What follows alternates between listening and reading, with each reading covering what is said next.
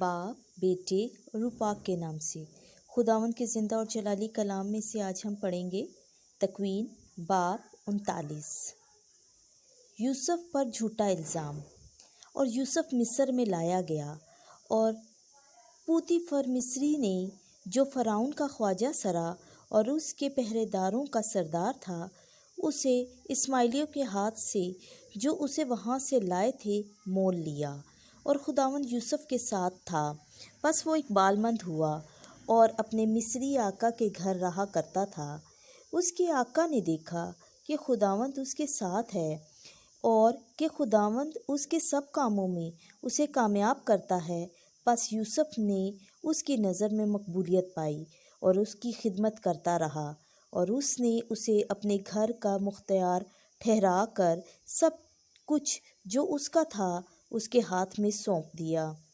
और यूँ हुआ कि जिस वक्त उसने उसे घर पर और अपनी सब चीज़ों पर मुख्तियार किया, खुदावंद ने उसे मिस्री के घर पर यूसुफ के सबब से बरकत बख्शी और उसकी सब चीज़ों में जो घर में और खेत में थीं खुदावंद की बरकत हुई और उसने अपना सब कुछ यूसुफ के हाथ में सौंप दिया। और रोटी खाने के सिवा उसे किसी चीज़ की खबर ना थी। और यूसुफ खूबसूरत और हसीन तलत था। और उसके बाद यूँ हुआ कि उसके आका की बीवी की आँख उस पर लगी और वो बोली कि मेरे साथ हम बिस्तर हो। लेकिन उसने इनकार किया और अपने आका की बीवी से कहा, देख, मेरे आका को किसी चीज़ से जो घर में मेरे पास है खबर नहीं और उसने अपना सब कुछ मेरे हाथ में सौंप दिया है।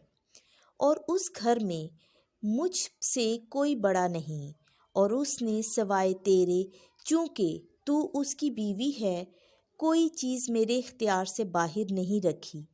तू ऐसी बड़ी बदी और खुदा का गुनाह मैं क्यों करूं?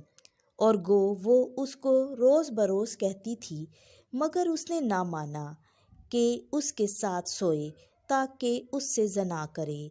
इत्तफाक से एक दिन ऐसा हुआ कि वो अपने काम के लिए घर में आया और घर के लोगों में से वहाँ कोई न था। तब उसने उसका दामन पकड़ के कहा कि मेरे साथ हम बिस्तर हो। वो अपना जुब्बा उसके हाथ में छोड़कर बाहर को भाग गया।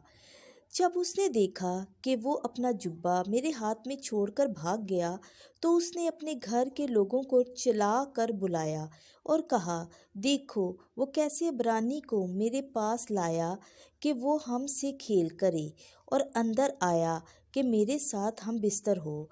और मैं बड़े ज़ोर से चिल्लाई।